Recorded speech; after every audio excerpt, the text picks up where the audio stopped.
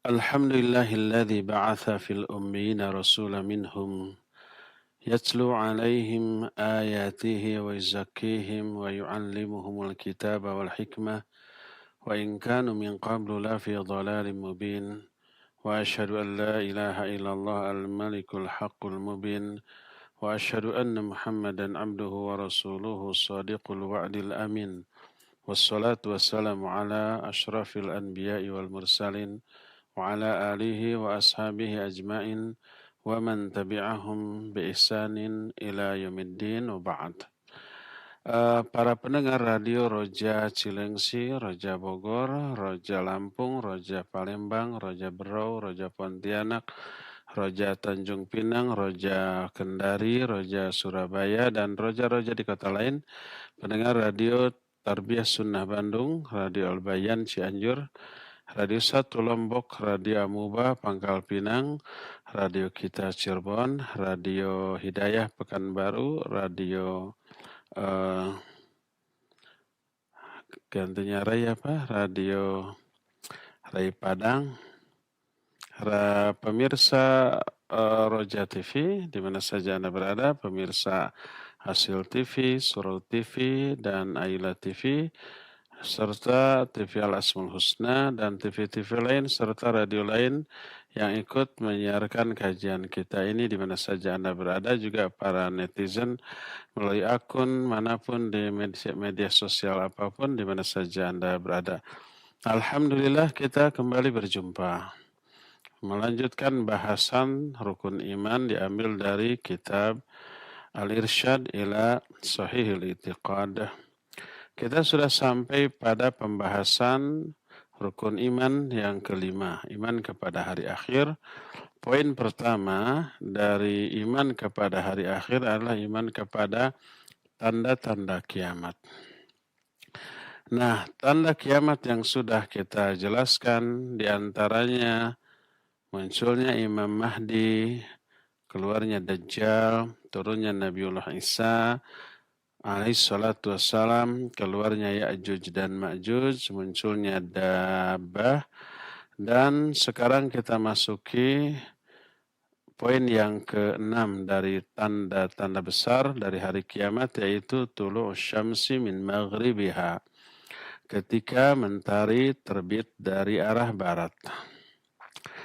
Terbitnya matahari di sebelah barat diterangkan oleh Quran secara tersirat, walaupun tidak tersurat. Dan makna tersirat ini tergali dari tafsir dan hadis-hadis yang menjadi penafsiran Rasul SAW tentang ayat itu. Ayatnya terdapat dalam surah Al-An'am ayat 158. Allah Azza wa Jalla berfirman, hal yanduruna illa an ta'tiyahumul malaikah aw ya'tiya rabbuka aw ya'tiya ba'du ayati rabbik yauma ya'ti ba'du ayati rabbik la yanfa'u nafsan imanuha lam takun amanat min qabl aw kasabat fi imaniha khaira qul intadhiru inna muntadhirun. Kata Allah Azza wa Jalla, tidak ada yang mereka tunggu, tidak ada yang ditunggu oleh manusia, kecuali datangnya para malaikat kepada mereka, atau datangnya Rabb kamu kepada mereka, atau datangnya sebagian dari tanda-tanda kebesaran Allah. Pada hari ketika datang sebagian dari tanda-tanda kebesaran Allah, saat itu tidak ada manfaatnya iman seseorang yang sebelumnya tidak beriman, atau iman atau kebaikan seseorang yang tadinya belum pernah berbuat kebaikan. Katakan olehmu, tunggu oleh kalian, kami pun sedang menunggu saat itu. Nah, salah satu kalimat dari ayat tersebut, Al-An'am 158 tersebut, Allah menyatakan, yauma ya'ti ba'du ayati rabbik. Pada hari ketika datang salah satu tanda-tanda kebesaran Allah. Maksudnya tanda kiamat. Apa tanda kiamat yang dimaksud oleh ayat ini? Maksudnya adalah terbitnya matahari dari sebelah barat. Sebagaimana diterangkan oleh Al-Hafidh Imam Ibnu Katsir rahimahullahu ta'ala dalam kitab An-Nihayah wal Al-Bidayah wan Nihayah. Kata beliau, qala Al-Bukhari inda tafsiri hadhil ayah. Berkata Imam Bukhari ketika menafsirkan ayat ini. Haddatsana Musa bin Ismail, haddatsana Abdul Wahid, haddatsana Imarah, haddatsana Abu Zur'ah, haddatsana Abu Hurairah. Qala Rasul sallallahu alaihi wasallam, la taqumu as-sa'atu hatta tatlu asy-syamsu min maghribiha. Fa idza ra'aha an-nas amana man 'alaiha. Fadzaka hina la yanfa'u nafsan imanuha lam takun amanat min qabl. Kata Imam Bukhari dalam kitab Sahih Bukhari telah menceritakan kepada kami Musa bin Ismail. Ini guru Imam Bukhari. Kata Musa bin Ismail telah memberitakan kepada kami Abdul Wahid. Kata Abdul Wahid telah menceritakan kepada kami Imarah. Kata Imarah telah menceritakan kepada kami Abu Zur'ah. Kata Abu Zur'ah telah menceritakan kepada kami Abu Hurairah radhiyallahu anhu, sahabat. Kata Abu Hurairah, Rasul alaihi salatu wasallam bersabda, tidak akan terjadi kiamat sebelum terbitnya matahari dari sebelah barat. Ketika semua manusia melihat hal itu, maka berimanlah seluruh manusia yang ada di muka bumi. Selama ini kan dari sebelah timur. Lalu tiba-tiba terbit dari sebelah barat, semua manusia beriman. Yang kafir, yang tadinya kafir beriman. Yang tadinya muslim tapi ahli maksiat, saat itu berhenti maksiat dan melakukan ibadah dan amal soleh. Tapi apa kata Nabi SAW? Itu terjadi ketika iman seseorang yang tadinya tidak beriman, tidak ada manfaatnya. Kebaikan seseorang yang sebelumnya tidak berbuat baik juga tidak akan ada manfaatnya. Hadis ini riwayat Imam Al-Jama', riwayat Al-Jama' kecuali Imam At-Tirmidzi. Imam Bukhari, Imam Muslim, Imam Abu Daud, Imam An-Nasai, Imam Ibnu Majah semuanya, Imam Ahmad juga semua meriwayatkan kecuali Imam At-Tirmidzi, dan hadis ini sahih. Berkata As-Safaraini, kata beliau, qala al-ulama rahimahumullahu ta'ala, طلوع الشمس من مغربها ثابت بالسنة الصحيحة والأخبار الصريحة بل وبالكتاب المنزل على النبي المرسل. Berkata para ulama rahimahumullah, bahwa terbitnya matahari dari sebelah barat ditetapkan berdasarkan sunnah yang sahihah, berita-berita yang gamblang jelas, bahkan ditetapkan berdasarkan kitab yang diturunkan kepada Nabi yang diutus. Dalam Al-Quran, mana ayat yang menerangkan hal itu? Tadi disebut, tidak tersurat tapi tersirat. Allah berfirman, yauma ya'ti ba'du ayati rabbik, la yanfa'u nafsan imanuha lam takun amanat min qabl, au kasabat fi imaniha khaira. Pada hari ketika datang salah satu tanda kebesaran Allah, tanda kiamat. Saat itu nggak ada manfaat iman seseorang yang sebelumnya tidak beriman. Atau kebaikan yang dilakukan oleh orang yang selama ini tidak melakukan kebaikan. Dan telah ijma' para mufassirin atau jumhur mereka, ala annaha tulu'us syamsi min maghribiha, bahwa yang dimaksud dengan tanda kiamat yang terjadi dalam ayat ini adalah terbitnya matahari dari sebelah barat. Dan maksud dari ayat ini adalah anna man lam yakun imanuhu mutahaqqiqan idza tala'atis syamsu min maghribiha lam yanfa'hu tajridul iman wa lam yanfa'hu fillu birrin min jami'il a'mal li'annahu faqadal iman alladhi huwal asas lima adahu min tilkal amal fala yanfa'hu imanuhu al-hadithu hina idhin wala ma sadara minhu qabla dhalika min al-ihsan wa amalil birri min silatil arham wa itaqil riqab wa qiral adyaf wa ghairi dhalik mimma huwa min makarimil akhlaq li'annaha ala ghairi asasin. Para mufassir telah ijma bahwa tanda kebesaran Allah, tanda kiamat yang dimaksud dalam ayat itu adalah matahari terbit dari sebelah barat. Maksud ayat ini adalah orang yang keimanannya tidak teraplikasi dalam bentuk perbuatan sebelumnya.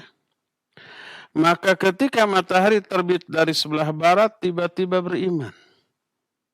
Maka imannya ini tertolak, tidak ada manfaatnya. Juga tidak ada manfaatnya perbuatan baik dari seluruh amal yang dilakukan oleh orang itu. Jadi setelah matahari terbit dari sebelah barat, mendadak jadi soleh, tobat, ibadah, amal soleh, melakukan kebaikan, mengaplikasikan kemuliaan akhlak, semuanya itu tertolak karena apa? Karena dia telah kehilangan iman yang merupakan asas fondasi bagi seluruh amalan. Maka iman yang baru muncul saat itu tidak ada manfaatnya. Tidak ada manfaatnya juga seluruh perbuatan baik yang dilakukan saat itu bagi orang-orang yang sebelum hal itu terjadi tidak melakukan kebaikan. Sebelum matahari terbit dari barat, perbuatannya dosa, maksiat, dosa, maksiat, dosa, maksiat, terus begitu. Dan dia muslim. Lalu terbitlah matahari dari sebelah barat, tiba-tiba taubat. Ibadah, amal soleh, melakukan kemuliaan akhlak, termasuk seluruh kebaikan, ihsan, berupa silaturahmi, berupa membebaskan hamba sahaya, berupa memuliakan tamu, dan amal-amal soleh yang merupakan aplikasi dari kemuliaan akhlak, itu tidak ada lagi manfaatnya. Kenapa? Karena tidak lagi didasarkan kepada iman yang hakiki. Iman yang hakiki itu iman yang dimiliki sebelum matahari terbit dari sebelah barat tuh. Begitu matahari terbit dari barat baru muncul iman, nah itu palsu. Maka dianggap tidak ada iman. Maka seluruh amal soleh yang dilakukan bukan atas dasar keimanan yang sebenarnya tertolak. Sebagaimana firman Allah dalam Al-Quran, dalam surah Ibrahim, ayat yang ke-18, alladzina kafaru birabbihim a'maluhum karamadin ishtaddat bihir rih fi yaumin asif. Orang-orang yang kafir kepada Allah, amal-amal baik mereka itu seperti debu-debu yang ditiup angin di musim bertiupnya angin kencang. Orang-orang kafir kan, walaupun mereka kafir, ingkar kepada Allah, memusuhi Islam dan kaum muslimin, tapi mereka ada melakukan kebaikan tuh. Aksi sosialnya ada, menyayangi sesamanya ada, ya. Sifat empatinya, simpatinya ke orang-orang fakir miskin dan orang-orang yang tidak punya, orang yang kesusahan ada, lalu menolong, ada kebaikannya. Tapi amal-amal mereka ibarat debu di atas sebuah batu yang tertiup oleh angin yang kencang, habis tak bersisa. Oleh karena itulah, kalau orang kafir amal-amal baiknya tidak diterima oleh Allah, karena tidak dibangun di atas landasan iman kepada Allah, demikian pula orang-orang yang beriman setelah matahari terbit dari sebelah barat. Sebelum terbit dari sebelah barat dia kafir. Tiba-tiba ketika terbit dari sebelah barat dia masuk Islam, mengucapkan 2 kalimat syahadat, tertolak, nggak diterima. Atau dia muslim, tapi muslim ahli maksiat, perbuatannya dosa maksiat. Baik dosanya meninggalkan yang wajib ataupun melanggar yang haram. Dosa terus, pas lihat matahari terbit dari barat, tiba-tiba tobat, tiba-tiba ibadah, tiba-tiba meninggalkan semua dosa-dosanya, tobat kepada Allah, nangis getih umpamanya. Getih darah, nangis darah umpamanya. Saking nyesalnya, terlambat. Sudah ditutup pintu tobat. Ditolak oleh Allah Azza wa Jalla. Dalam hadis yang diriwayatkan oleh Imam Bukhari dan Imam Muslim serta imam ahli hadis yang lainnya. Dari Abu Hurairah radhiyallahu anhu, dia berkata, telah bersabda Rasul alaihi salatu wassalam, "La taqumu as-sa'atu hatta tatlu asy-syamsu min maghribiha. Fa idza tala'at wara'aha an-nas amanu ajma'un. Fadzalika hina la yanfa'u nafsan imanuha." Kata Nabi alaihi salatu wasallam, tidak akan terjadi kiamat sehingga matahari terbit dari sebelah barat. Ketika terbit dari barat, semua manusia melihat mereka beriman semuanya. Yang ateis tiba-tiba iman, takut terhadap fenomena alam yang dahsyat luar biasa. Yang tidak biasa, luar biasa. Biasanya dari timur, ini kok tiba-tiba dari barat. Guncang atuh. Jiwa, psikis, perasaan manusia semuanya guncang. Yang ateis, yang Yahudi, yang Nasrani, yang Hindu, yang Buddha, yang semua agama lain itu tiba-tiba beriman kepada Allah Azza wa Jalla. Semuanya beriman. Tapi itu saat ketika iman seseorang tidak ada lagi manfaatnya. Kalau sebelum itu dia tidak beriman. Sebelumnya tidak beriman. Tiba-tiba iman gak ada manfaatnya. Berkata Imam Ibnu Katsir rahimahullahu ta'ala di dalam kitab Al-Bidayah wan Nihayah. Wa fil hadits alladhi rawahu al-Imam Ahmad wa Tirmidzi wa sahahu an-Nasa'i wa sahahu wan Nasa'i wa Ibnu Majah min tariq Asim bin Abi An-Najud an Zar bin Hubaish an Safwan bin Assal radhiyallahu anhu.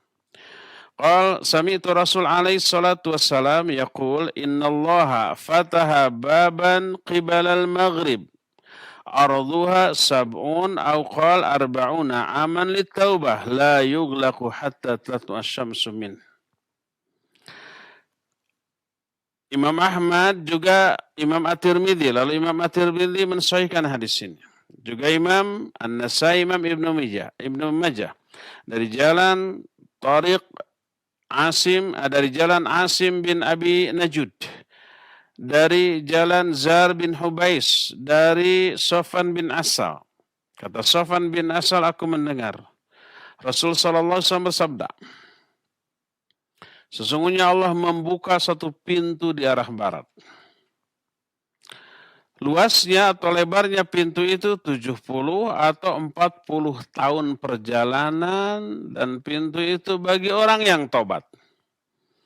Pintu itu tidak pernah ditutup sampai matahari terbit dari sebelah sana, dari sebelah barat. Itu pintu tobat di arah barat. Nah, itu selalu terbuka tuh. Lebarnya 70 atau 40 tahun perjalanan, lebar banget. Dan baru itu tertutup ketika matahari terbit dari arah sana. Hadis-hadis ini mutawatir, ditambah dengan ayat yang tadi dikemukakan. Semuanya itu menjadi dalil bahwa orang yang memiliki iman yang baru atau tobat yang baru seusai matahari terbit dari sebelah barat, imannya, tobatnya, amal solehnya ditolak. Tidak akan diterima. Kenapa? Karena hal tersebut termasuk salah satu di antara tanda-tanda kiamat yang menunjukkan sudah dekatnya kiamat terjadi. Maka muamalah yang dilakukan setelah matahari terbit dari barat hampir kiamat, itu tak ubahnya seperti orang yang baru tobat setelah melihat langsung azab Allah Azza wa Jalla. Allah berfirman dalam ayat yang tadi kita kemukakan, hal yanduruna illa an tatiyahumul malaikah aw ya'ti rabbuk aw ya'ti ba'du ayati rabbik yauma ya'ti ba'du ayati rabbik la yanfa'u nafsan imanuha lam takun amanat min qabl. Kata Allah, tidak ada yang mereka tunggu kecuali datangnya malaikat kepada mereka untuk mengazab mereka. Itu nanti kiamat. Atau Allah datang kepada mereka. Nanti ini juga kiamat. Dalam Al-Quran kan banyak disebutkan waja'a rabbuka wal malaku soffang soffa. Itu nanti hari kiamat. Allah datang, para malaikat juga datang kepada mereka. Dan itu pada hari kiamat. Atau datang sebagian tanda-tanda kebesaran Allah. Pada saat itu tidak ada lagi manfaatnya iman bagi orang yang sebelumnya tidak beriman. Atau kebaikan yang dilakukan oleh orang yang sebelumnya tidak pernah melakukan kebaikan. Itu keadaannya sama dengan orang yang kafir terus melihat azab bagi mereka lalu baru tobat. Wah, tobat saya sekarang karena sudah melihat azab. Nggak ada manfaatnya tobat di saat itu. Azab itu sudah diancamkan, diperingatkan ketika mereka masih hidup dalam keadaan normal, masih sehat. Ketika di alam dunia azabnya sudah diterangkan, nggak iman. Ketika azab itu terlihat baru iman, nggak ada manfaatnya. Sebagaimana firman Allah Azza wa Jalla dalam Al-Quran di dalam surah Ghafir 84-85. Allah berfirman, فَلَمَّا رَأَوْا بَأْسَنَا قَالُوا آمَنَّا بِاللَّهِ وَحْدَهُ وَكَفَرْنَا بِمَا كُنَّا بِهِ مُشْرِكِينَ فَلَمْ يَكُ يَنْفَعُهُمْ إِيمَانُهُمْ لَمَّا رَأَوْا بَأْسَنَا سُنَّةَ اللَّهِ الَّتِي قَدْ خَلَتْ فِي عِبَادِهِ وَخَسِرَ هُنَالِكَ الْكَافِرُونَ. Kata Allah Subhanahu wa taala, ketika mereka melihat azab kami di akhirat, mereka berkata, kami beriman hanya kepada Allah saja dan kami kufur kepada berhala-berhala yang selama ini kami sekutukan Allah dengan mereka. Kufur lagi itu kepada berhala-berhala. Hanya imannya kepada Allah SWT ketika melihat azab. Maka tidak ada manfaatnya iman mereka ketika mereka sudah melihat azab kami. Itulah sunnatullah. Itulah ketetapan Allah yang telah berlalu bagi hamba-hambanya. Dan sungguh rugilah orang-orang kafir saat itu. Jadi iman yang hakiki, iman yang benar mah ketika di dunia hidup azabnya belum kelihatan. Belum nampak dalam pandangan mata mereka, baru berita, baru berupa ancaman dari Allah kepada mereka. Bagi mereka yang ingkar, diancam ini, diancam azab itu, diancam berbagai macam ancaman, gak mau iman. Setelah ancaman ini real nyata terlihat, baru iman. Gak bisa, gak boleh. Karena apa? Karena wajib bagi setiap manusia untuk iman kepada perkara gaib yang Allah beritakan. Termasuk yang gaib ini diantaranya azab. Azab akhirat itu masih gaib. Azab kubur masih gaib bagi kita. Tapi kalau yang gaib ini sudah real nyata, lalu diimani, ada manfaatnya. Dalam surah Muhammad ayat 18 Allah pun berfirman, "Fahal yanduruna illa sa'atu an ta'tiyahum baghtatan faqad jaa asyratuha." Kata Allah, tidak ada yang mereka tunggu kecuali hari kiamat yang akan mendatangi mereka secara mendadak. Tapi walaupun mendadak faqad jaa asyratuha, sungguh telah datang tanda-tandanya. Tanda-tanda kiamat itu sudah dijelaskan sejak mulai tanda kecil yang sudah terjadi dan tidak terjadi lagi, tanda kecil yang sudah terjadi dan masih terjadi, tanda kecil yang belum terjadi, dan tanda besar. Tanda besarnya mulai munculnya Imam Mahdi, munculnya Dajjal, turunnya Nabiullah Isa, keluarnya Ya'juj dan Ma'juj, ada dabbah yang pekan lalu sudah kita terangkan, dan matahari terbit dari sebelah barat. Masih perkataan Al-Imam Ibnu Katsir rahimahullahu ta'ala dalam kitab tafsirnya ketika menafsirkan Al-An'am 158 ini. Kata Allah, la yanfa'u nafsan imanuha lam takun amanat min qabl. Tidak ada manfaatnya iman seseorang yang sebelumnya tidak beriman. Maknanya idza ansha'al kafiru imanan yauma idzin la yuqbalu minhu. Fa amma man kana mu'minan qabla dhalik fa in kana muslihan fi 'amalihi fa huwa bi khairin 'azim. Wa in lam yakun muslihan fa ahdatha taubatan hina idzin lam tuqbal minhu taubatuhu. Kama dallat 'alaihinna al-ahadits al-katsirah. Wa alaihi yuhmalu qawluhu ta'ala aw kasabat fi imaniha khaira. Ay wa la yuqbalu minhu kasbu amalin salihin idza lam yakun amilan bihi qabla dhalik. Makna ayat tadi, kata Imam Ibnu Katsir, apabila di dalam diri orang kafir muncul keimanan ketika itu. Ketika matahari terbit dari barat, mendadak iman. Keimanan ini tidak lagi diterima oleh Allah.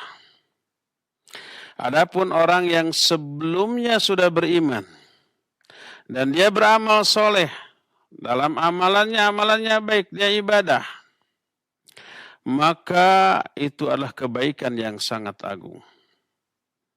Tapi kalau ada orang beriman tapi imannya tidak soleh, kadar imannya tipis, karena tipis melahirkan dorongan untuk beramal yang lemah. Sementara godaan untuk bermaksiat gede. Akhirnya walaupun ada iman, dia amalnya salah. Tidak amal soleh, tidak beramal soleh, tapi beramal salah. Dosa maksiat, dosa maksiat, dosa maksiat. Lalu mendadak taubat ketika itu. Ketika matahari terbit dari sebelah barat, maka taubatnya tidak diterima.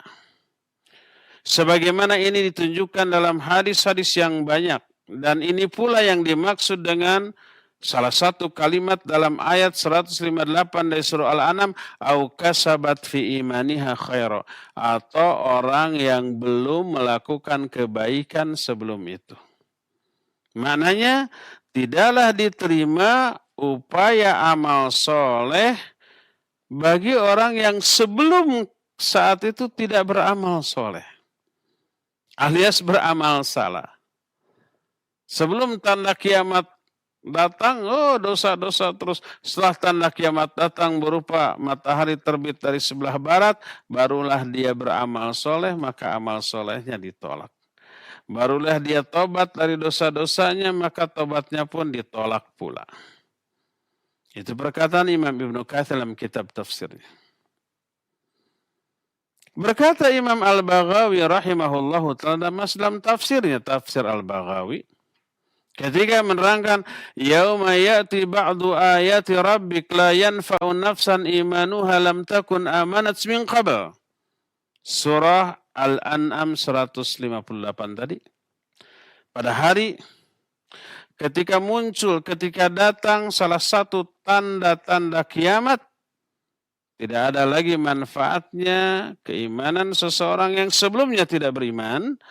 Maknanya kata Imam Al-Baghawi, la yanfa'ul imanu inda zuhuril ayatil lati tadtarruhum ilal iman.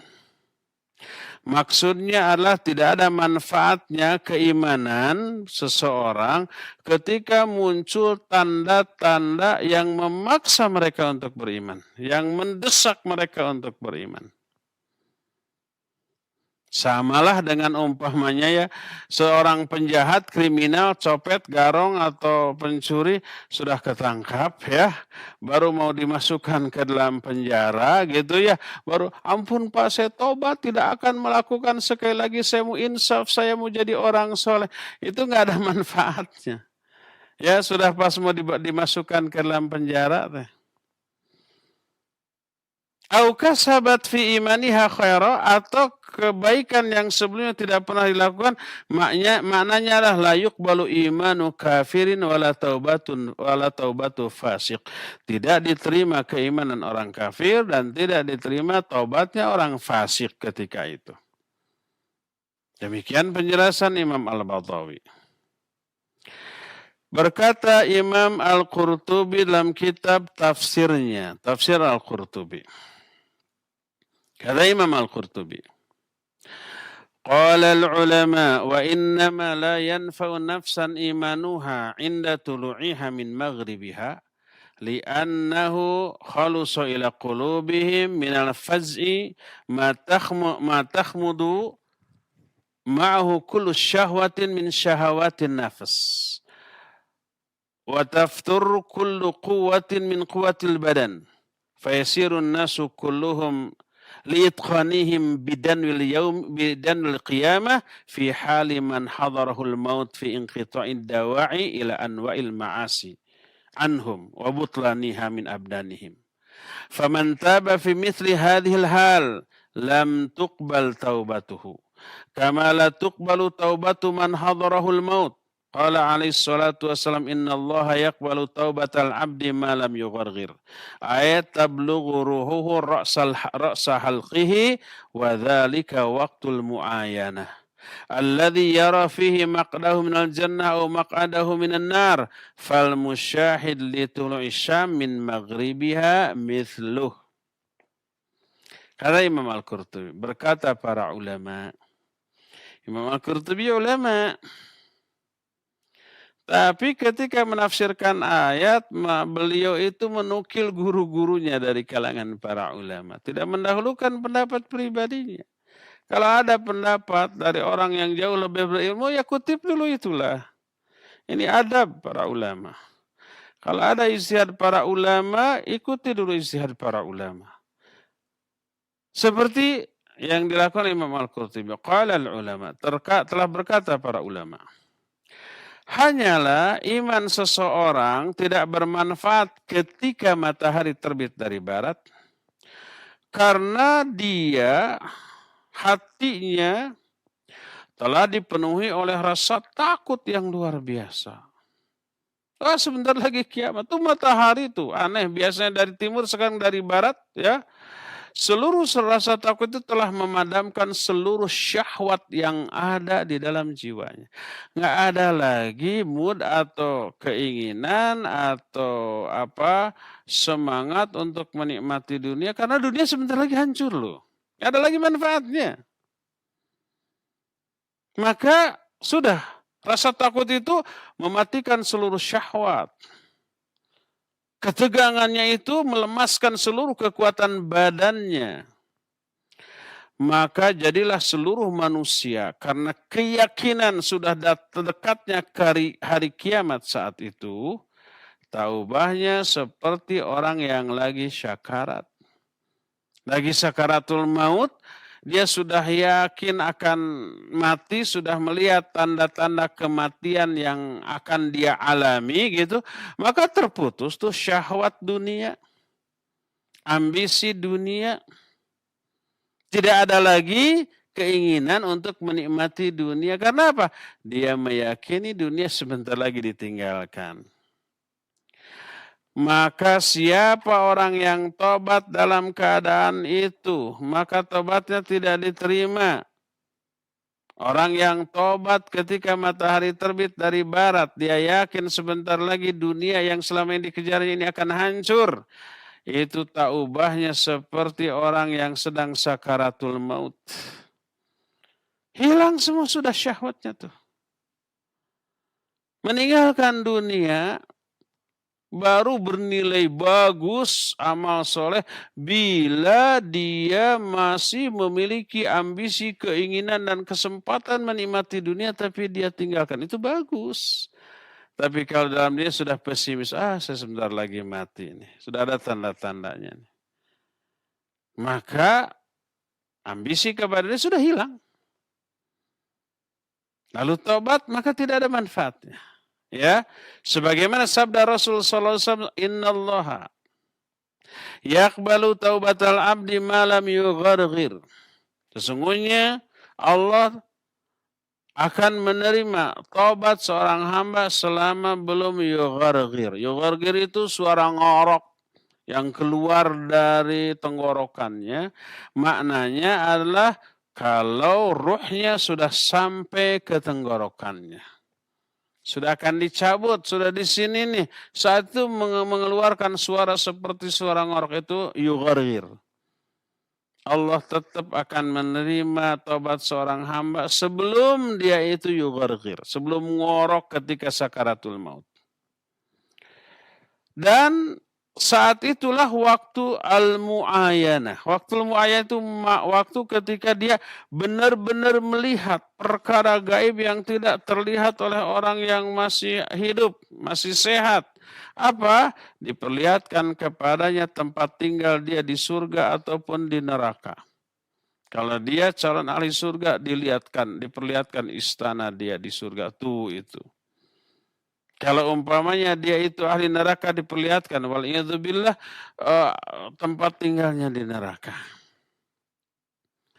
Dan inilah yang dimaksud dengan sabda Rasul sallallahu alaihi wasallam dalam hadis yang sahih riwayat Imam Al-Bukhari dari Aisyah radhiyallahu anha, berkata Rasulullah sallallahu alaihi wasallam, kata beliau, man ahabba liqa Allah ahabballahu liqa'ah wa man kariha liqa Allah karihallahu liqa'ah. Siapa orang yang mencintai pertemuan dengan Allah, Allah pun mencintai pertemuan dengan dia. Dan siapa orang yang benci berjumpa dengan Allah, Allah pun benci berjumpa dengan dia.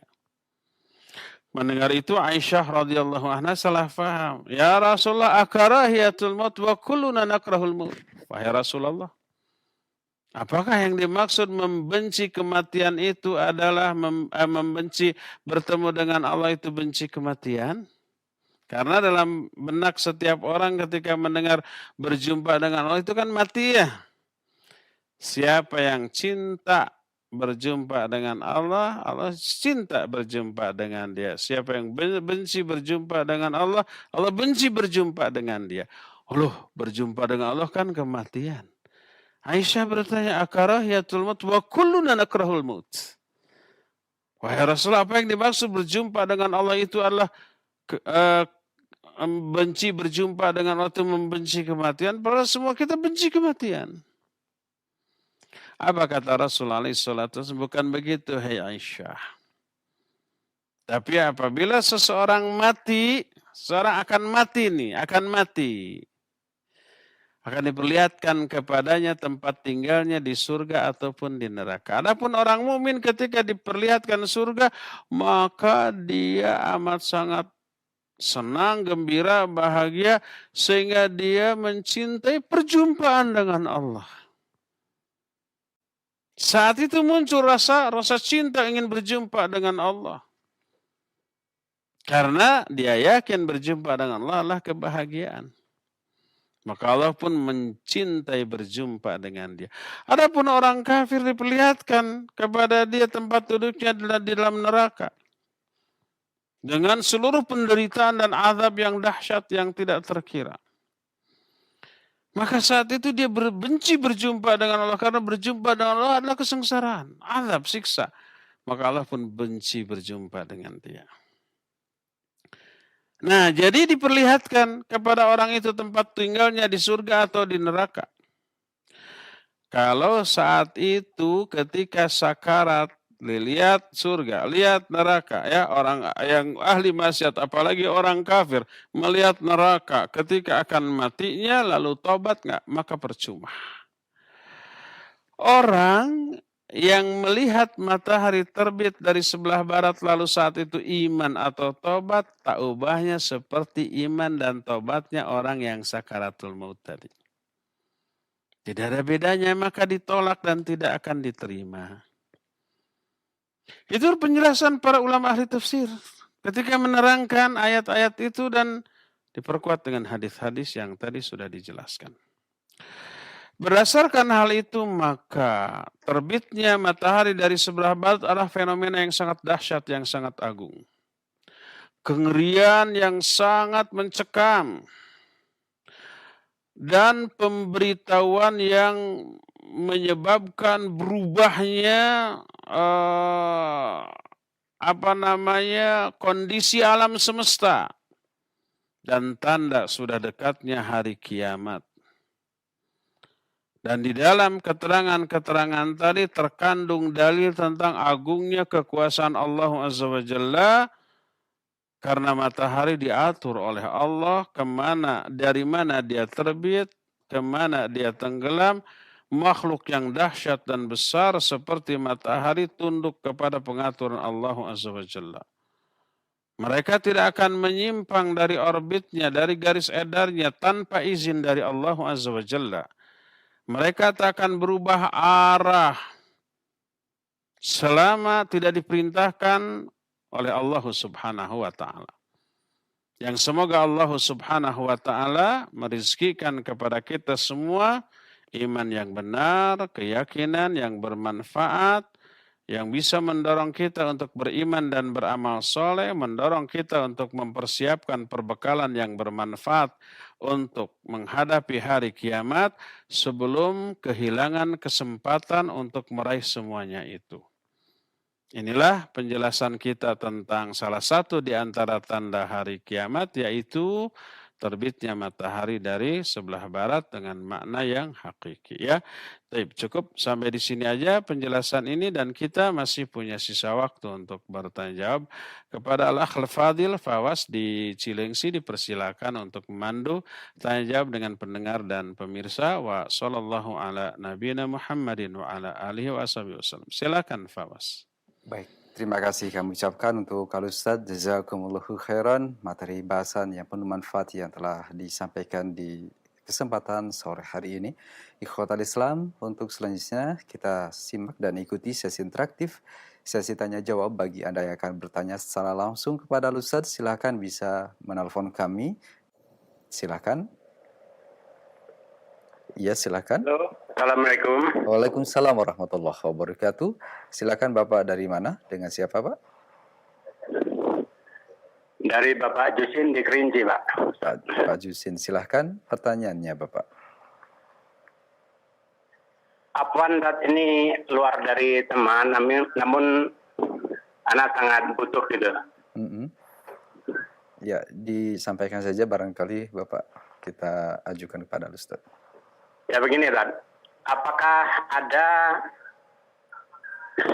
sunnah ketika setelah khutbah hari Jumat itu, setelah khutbah yang pertama itu kan khotib berhenti sejenak itu menjelang khutbah yang kedua itu ada zikir-zikir untuk bagi kita gitu, Tad. Bagi makmumnya ya Pak ya. Baik Bapak, permasalahan fikih Pak ya, fikih Jumat. Ya, jazakallahu khairan. Wa'iyyakum barakallahu fiik. Nah, silakan Ustaz, barangkali ada ulasan sedikit atau bagaimana? Fadhal Ustaz. Barakallahu fiik.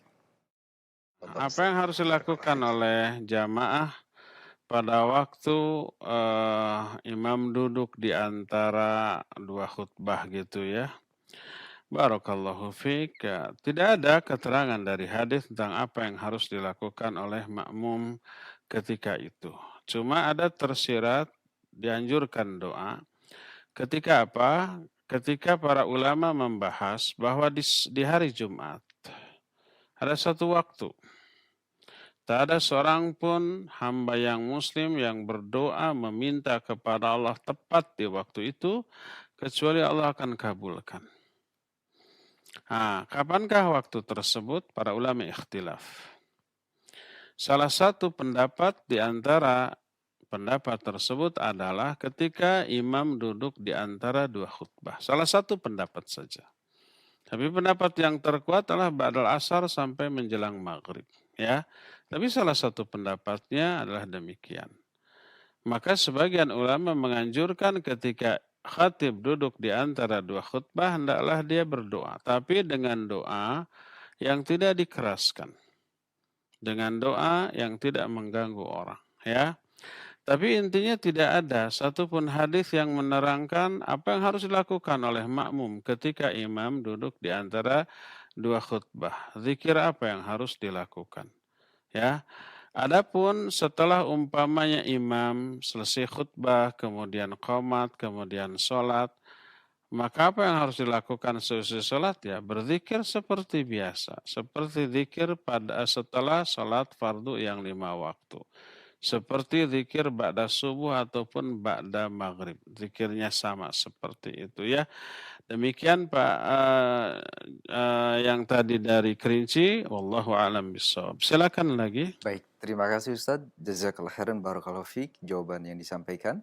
Untuk selanjutnya kita berikan kesempatan yang kedua, masih kami coba sapa dari penelpon. Barakallahu fiik.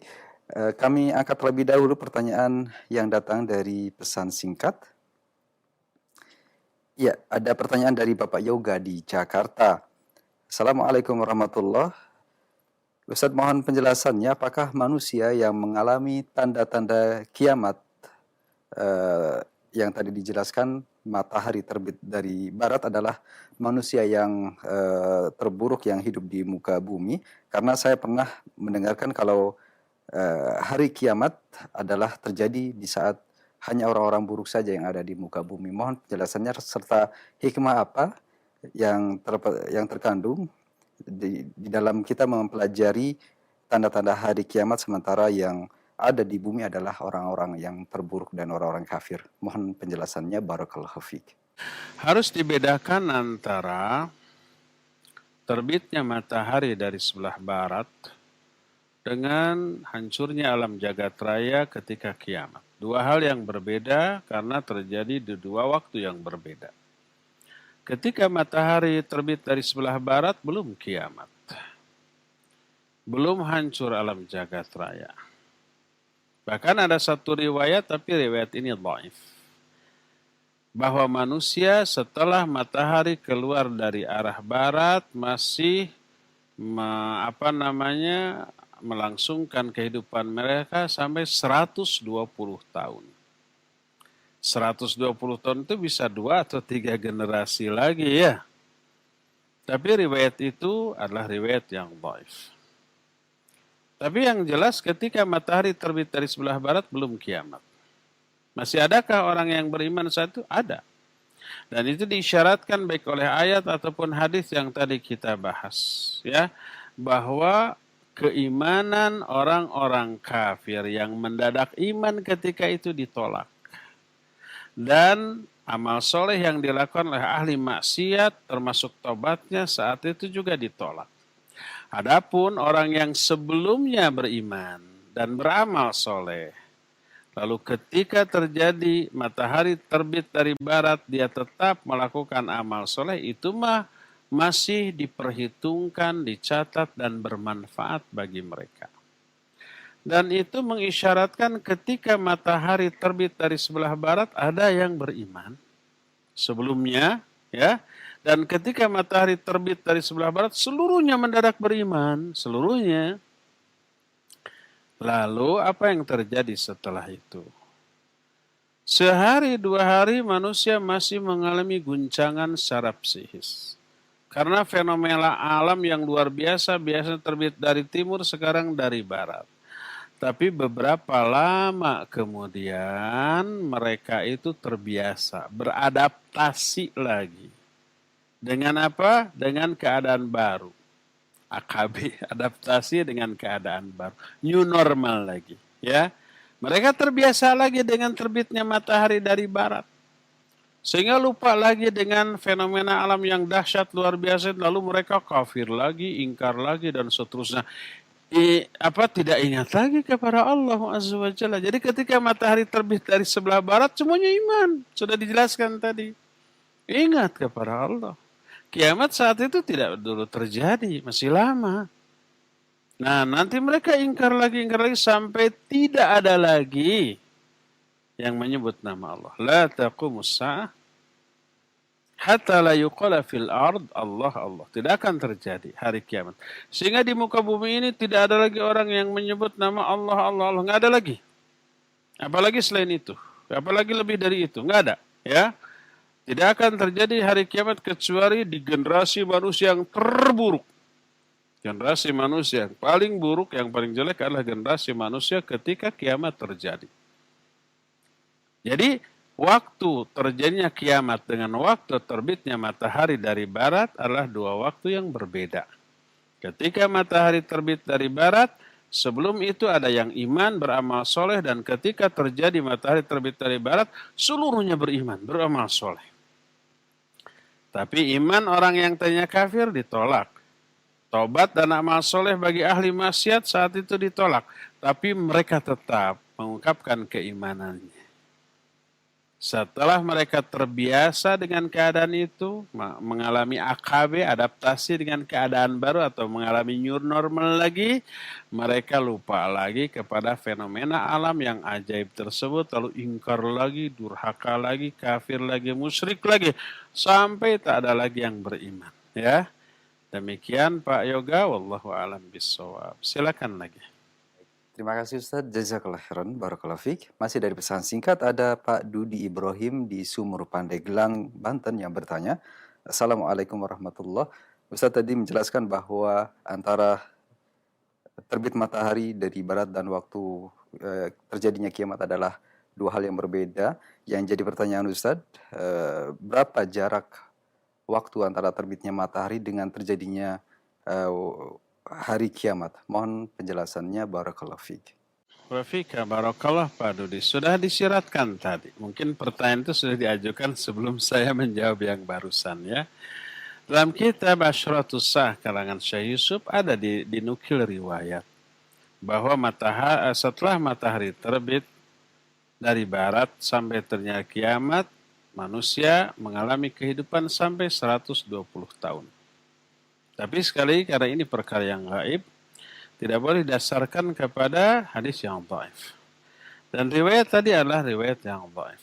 Berdasarkan hal itulah maka ya kehidupan setelah matahari terbit dari barat masih berlangsung.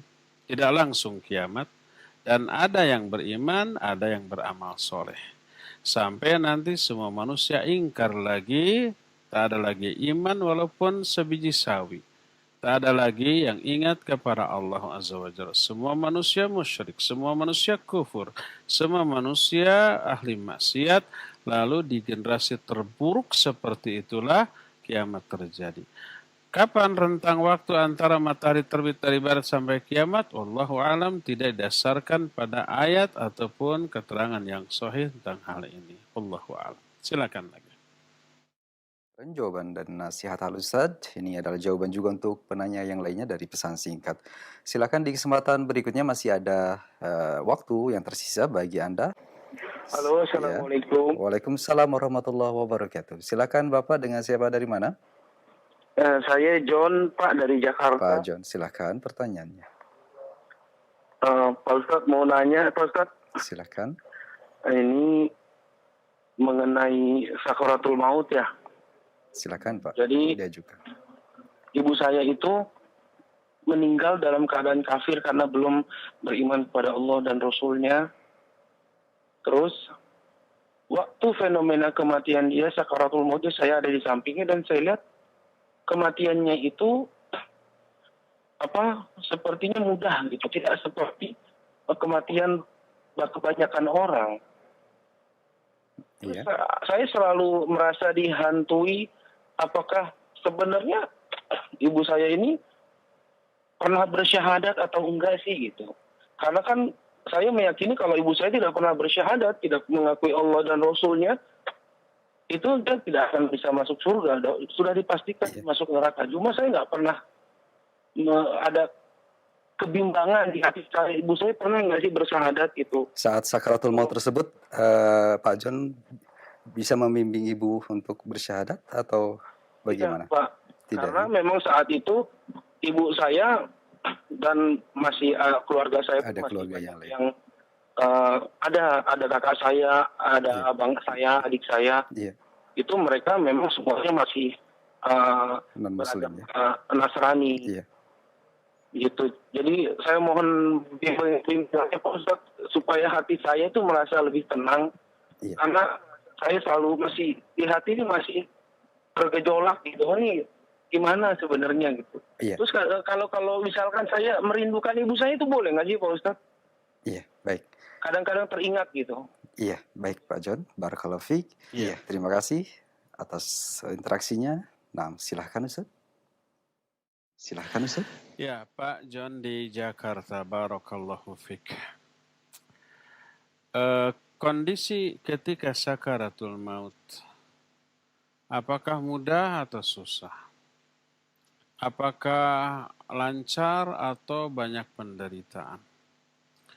Itu tidak mencerminkan iman atau kafirnya, tidak mencerminkan soleh atau durhakanya. Seringkali orang-orang yang soleh, sakaratul mautnya berat. Dan banyak orang yang kafir, yang musyrik, kematiannya enteng dan lancar.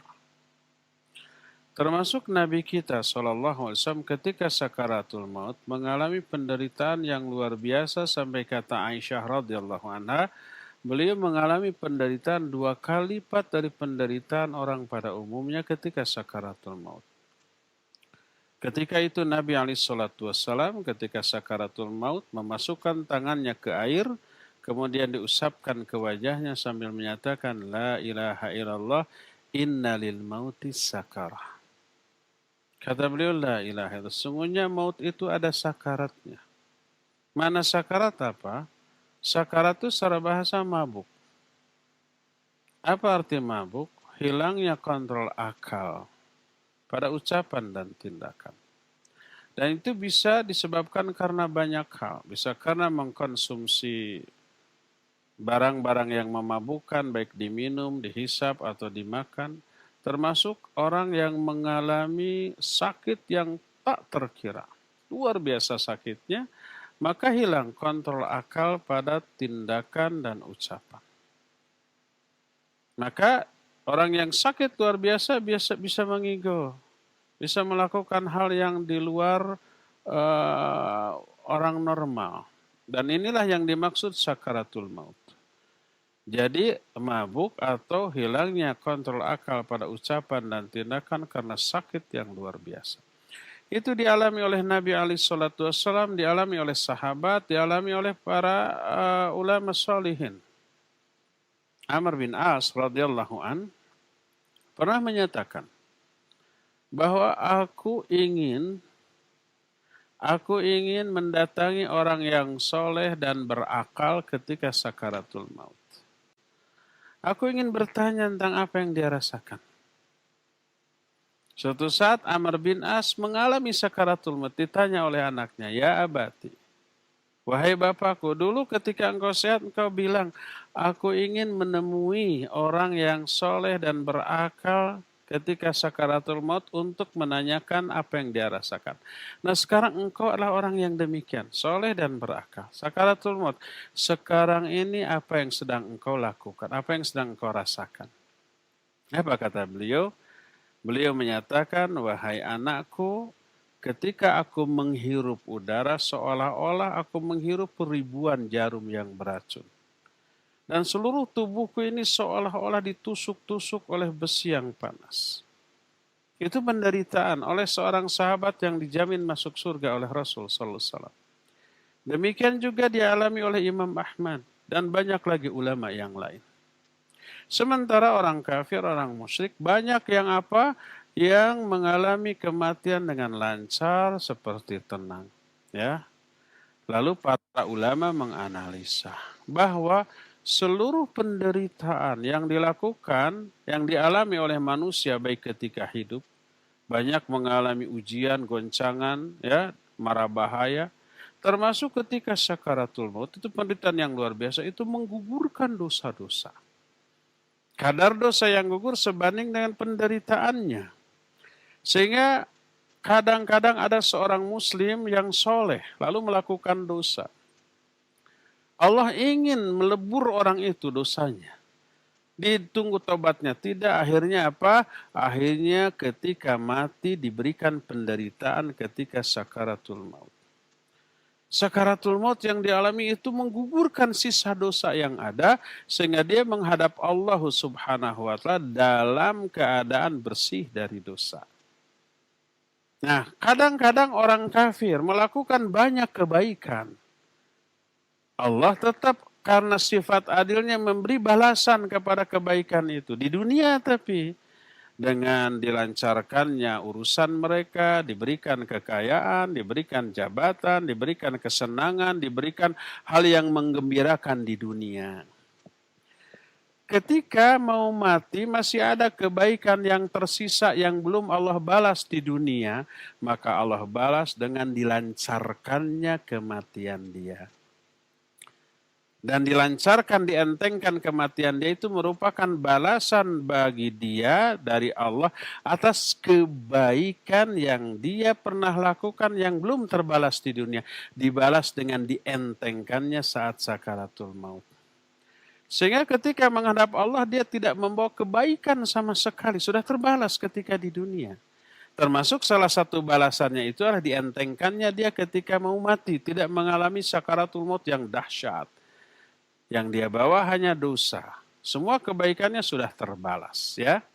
Makanya tak heran kalau orang-orang yang soleh sekalipun mengalami penderitaan yang dahsyat ketika sakaratul mautnya, dan orang durhaka, bahkan orang kafir, orang musyrik, ketika akan matinya seperti mudah, enteng, tenang, bahkan mungkin saja tersenyum, lalu mereka memberikan ucapan rest in peace, ya, istirahat dalam damai. Mereka kira istirahat di alam kubur. Jadi kalau ibunda dari Pak John tadi, ya, diyakini belum bersyahadat, dan kita menghukumi berdasarkan zahirnya. Kita tidak pernah melihat beliau bersyahadat, mendengar berita beliau bersyahadat, maka hukumi berdasarkan zahirnya. Jangan berdasarkan dugaan. Siapa tahu di kesendirian dia bersyahadat, enggak. Maka ketika beliau wafat, mati dalam keadaan tidak pernah terlihat terdengar bersyahadat, maka dia dihukumi mati dalam keadaan tidak Islam. Maka tidak boleh mendoakan rahmat, mendoakan ampunan, mendoakan surga baginya, karena memang terlarang sekalipun itu orang tua kita sendiri. Karena firman Allah Azza wa Jalla yang menyatakan, makana lin nabi walladzina amanu ma ayastaghfirul musyrikin walau kanu aba'ahum. Tidaklah layak bagi seorang nabi dan orang-orang mukmin yang bersamanya memintakan ampunan bagi orang-orang musyrik sekalipun itu orang tua sendiri. Ya, adapun harapan siapa tahu tanpa sepengetahuan saya, di belakang saya kemudian bersyahadat, ya semoga itu Allah nanti yang menentukan. Tapi kalau selama kita tidak tahu, tidak pernah melihat, tidak pernah mendengar, tidak ada berita tentang hal itu, hanya dugaan, maka hukumi berdasarkan apa yang zahir, yang nampak bagi kita. Selama beliau tidak terdengar bersyahadat, tidak ada data sedikit dan bersyahadat, maka hukumi beliau sebagai orang yang mati dalam keadaan bukan muslim. Ya, tidak boleh mendoakan, tidak boleh memintakan ampunan, dan bersabar terhadap hal itu, dan inilah ketetapan Allah Subhanahu wa Ta'ala. Jadi kematian yang tenang tidak mengindikasikan orang itu mati dalam keadaan iman, dan sebaliknya. Sakaratul maut yang hebat yang teralami oleh seseorang tidak menunjukkan kedurhakaan orang tersebut, karena keterangan-keterangan yang sudah saya kemukakan tadi. Ya, wallahu a'lam bishawab. Terakhir ya Fawaz, ya, silakan. Ada satu pertanyaan yang disampaikan Pak John tadi tentang bolehkah merasa rindu kepada orang tuanya, ibunya yang sudah meninggal tadi, Ustadz? Tergantung. Kalau efeknya negatif tidak boleh. Salah satu efek negatifnya itu umpamanya kita sedih.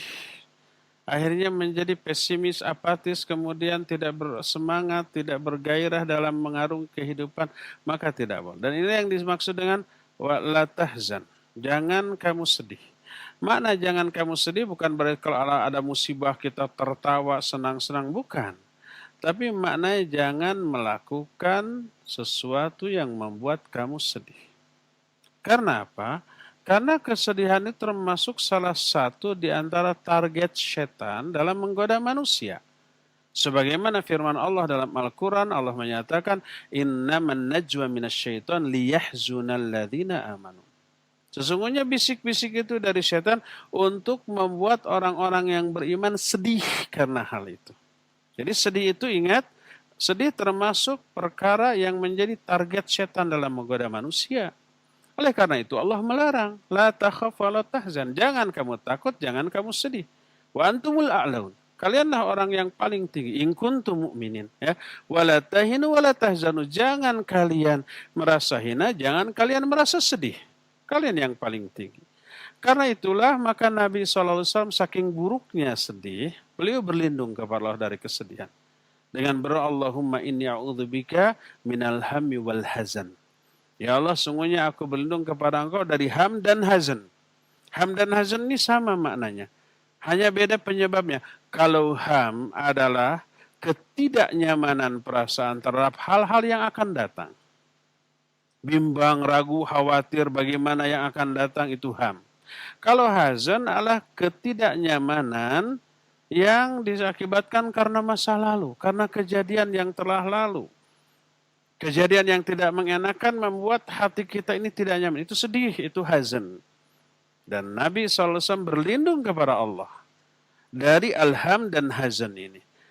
Kalau Nabi SAW berlindung dari hal itu, menunjukkan hal itu harus dihindari. Buruk, ya.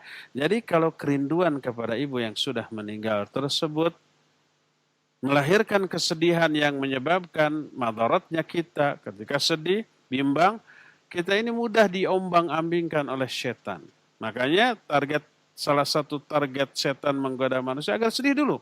Liyahzunal ladzina aman. Agar orang-orang beriman itu sedih. Ketika sedih lebih mudah untuk diombang-ambingkan, untuk digoda oleh setan laknatullahi alaih. Ya, berdasarkan hal itulah maka hindarkan kalau kerinduan kepada ibu tersebut melahirkan hal yang negatif berupa kesedihan yang tidak bermanfaat. Ya, cukup ya sampai di sini. Insyaallah kita berjumpa kembali di hari Jumat yang akan datang. Subhanakallahum bihamdik asyhadu an la ilaha illa anta astaghfiruka wa atubu ilaik. Walhamdulillahirabbil alamin. Wassalamualaikum warahmatullahi wabarakatuh.